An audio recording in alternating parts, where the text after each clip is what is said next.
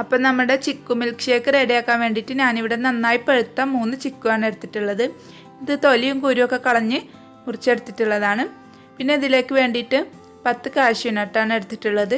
ഇത് വെള്ളത്തിൽ കുതിർത്തി എടുത്തിട്ടുള്ളതാണ്. പിന്നെ ഇതിലേക്ക് 3 ടേബിൾ സ്പൂൺ പഞ്ചസാര എടുത്തിട്ടുണ്ട്. പിന്നെ വേണ്ടത് പാലാണ്. 2 കപ്പ് പാലാണിത്. ഇത് ഫ്രീസറിൽ വെച്ച് നന്നായിട്ട് തണുപ്പിച്ച് ഇതുപോലെ കുറച്ചൊന്ന് ഐസാക്കിയിട്ടാണ് എടുത്തിട്ടുള്ളത്. ഇനി നമുക്കിതെങ്ങനെ മിൽക്ക് ഷേക്ക് ആക്കുന്നതെന്ന് നോക്കാം. അപ്പോൾ മിക്സിയുടെ ജാറിലേക്ക് നമ്മൾ എടുത്ത് വെച്ചിട്ടുള്ള ചിക്കു ഇട്ട് കൊടുക്കാം. പിന്നെ കാഷ്യൂ നട്ട് കൂടെ അതിലേക്ക് ഇട്ട് കൊടുക്കാം. പിന്നെ എടുത്ത് വെച്ചിട്ടുള്ള പഞ്ചസാര കൂടെ ചേർത്ത് കൊടുക്കാം. മധുരം നിങ്ങളുടെ ഇഷ്ടത്തിനനുസരിച്ച് അഡ്ജസ്റ്റ് ചെയ്യണം.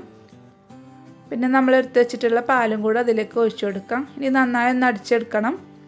അപ്പോൾ നമ്മുടെ മിൽക്ക് ഷേക്ക് ഞാനിവിടെ നന്നായി അടിച്ചെടുത്തിട്ടുണ്ട്. ഇത് നമുക്കൊരു സെർവിങ് ഗ്ലാസ്സിലേക്ക് ഒഴിച്ചു കൊടുക്കാം.